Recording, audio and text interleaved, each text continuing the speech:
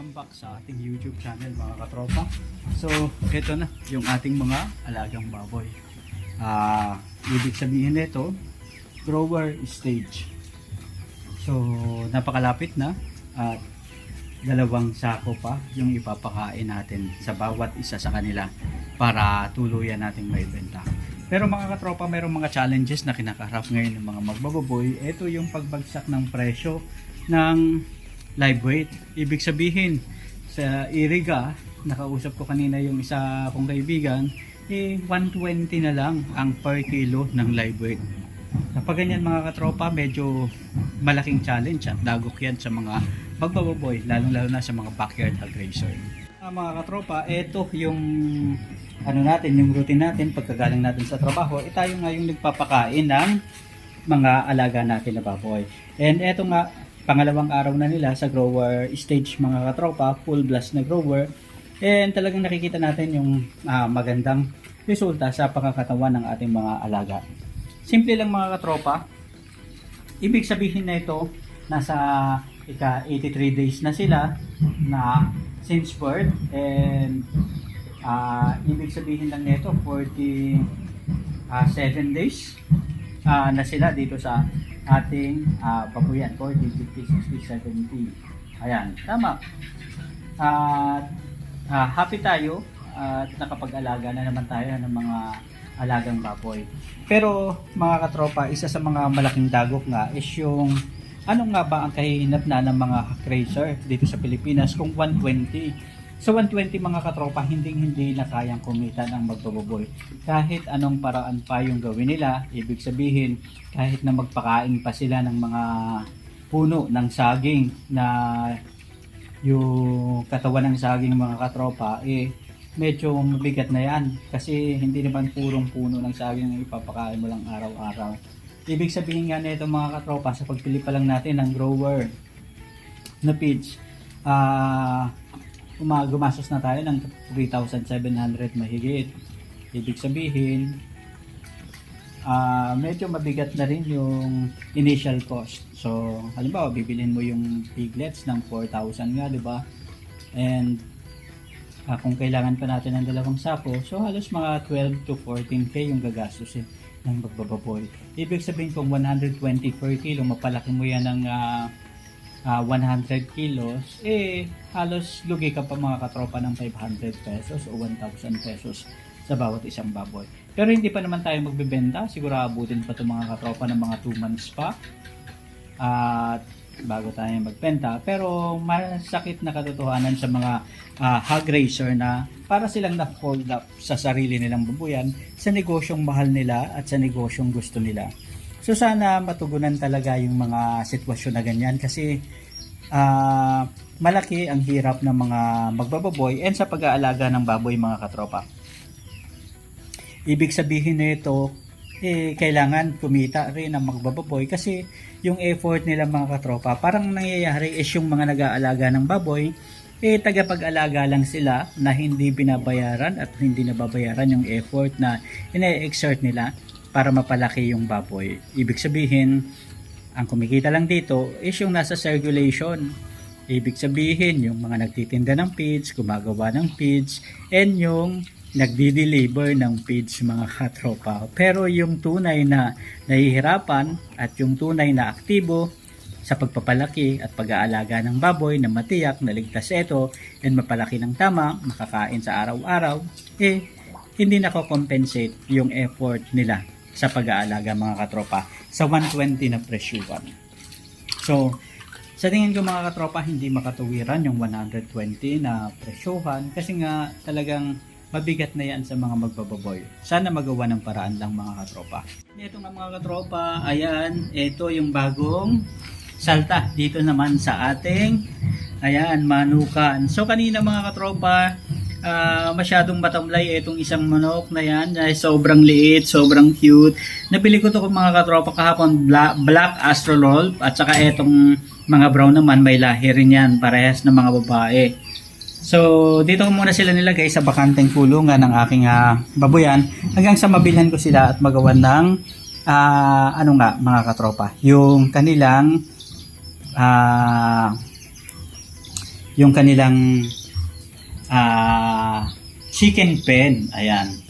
So, bumili tayo ng 2 kilo mga katropa na patuka sa manok. Ibig sabihin, ito yung Bimig 1000. So, tig po 43.75 yata yung bili natin mga katropa. Pero sinakto na natin na tigwa 100 pesos. 100 pesos, kaya 2 kilo mahigit ito.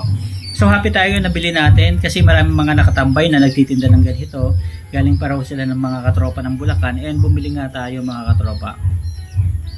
And ito na yung last na batch na nandito nga sa ating manukan.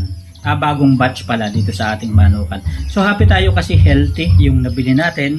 And I hope sana makaligtas to kahit wala tayong ano nga bang tawag dan? Yung pailaw sa ating mga alagang manok. Dito mga katropa sa manukan naman. So ito na yung mga alaga natin na 45 days. So eto mga katropa yung 22 days nila dito sa ating manukan. Ayan. Ito lang talaga, araw-araw mga katropa nasusorpresa ako dito sa mga alaga kong manok na to dahil talagang bago ng bago yung galawan nila, malalakas, maliliksi. So by the way, 1 kilo yung nauubos nila per day na budget natin dito sa mga manok na to. Yan 22 days. So ibig sabihin na ito mga katropa, kung 45 days yung program natin, halos mga 23 days pa ang itatagal nila dito sa ating manukan para tuluyan silang ibenta.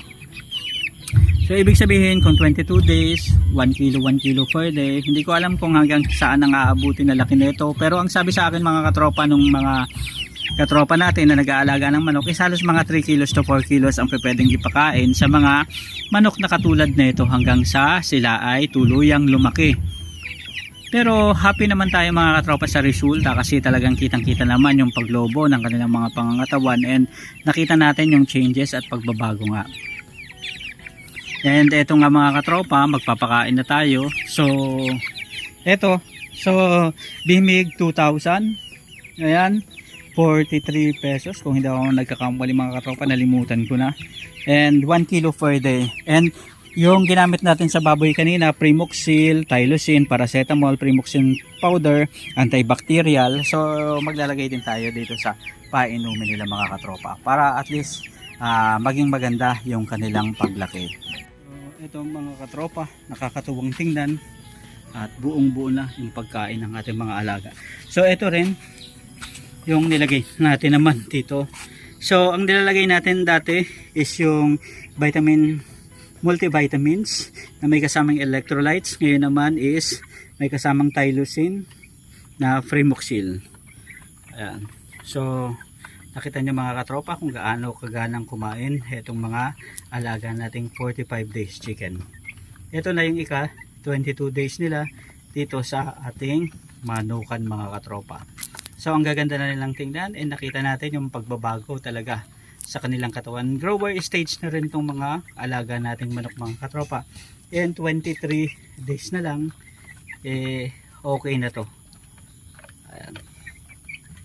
So kitang kita rin naman yung pagbabago sa kanilang pangangatawan and ang ganda na rin ng tingnan ng mga katawan ng mga alaga nating mga manok.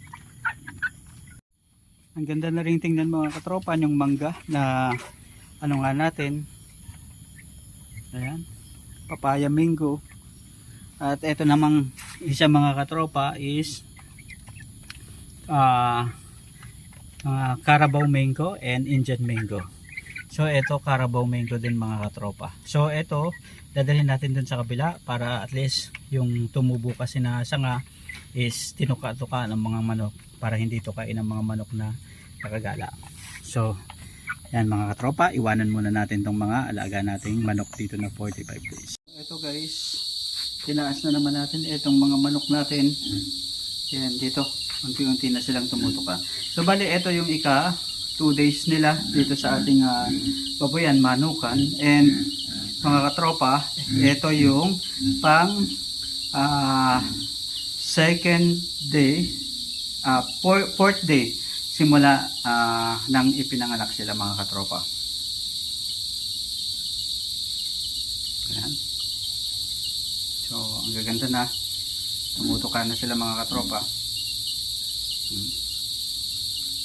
Isa naman mukhang nauuhaw. Ayan natin mga katropa. Ayan. So, ito mo, umaano ng tubig.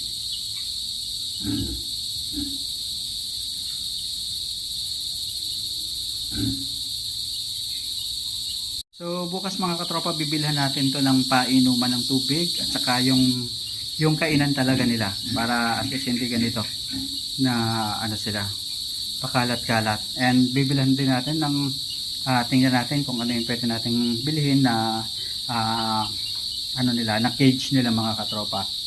Natin dito yung isang mangga, and ito nga, ayun, ito yung santol na may sili. Ito, sili pa, sili, ayan, mga sili mga katropa, ayan, sili, tapos dito naman yung dalawa pang mangga, dito naman yung ating durian mga katropa. Ayan, so ganda-ganda na. Maraming salamat sa pagsama sa atin ngayong araw na to. Isa na namang kwentuhan dito pa rin sa Kabady Mo Ko YouTube channel. Ayan, sana masolusyonan ng government etong pagbagsak ng presyo ng live weight ng baboy. And isa ito talaga sa mga challenges kahit noon pa. So tingnan natin kung magbabago ba to and ilang weeks ba ang antayin para at least makita natin kung magkakaroon ba ng improvements pagdating sa pricing ng live weight ng baboy. So hanggang sa muli mga katropa, maraming salamat, paalam.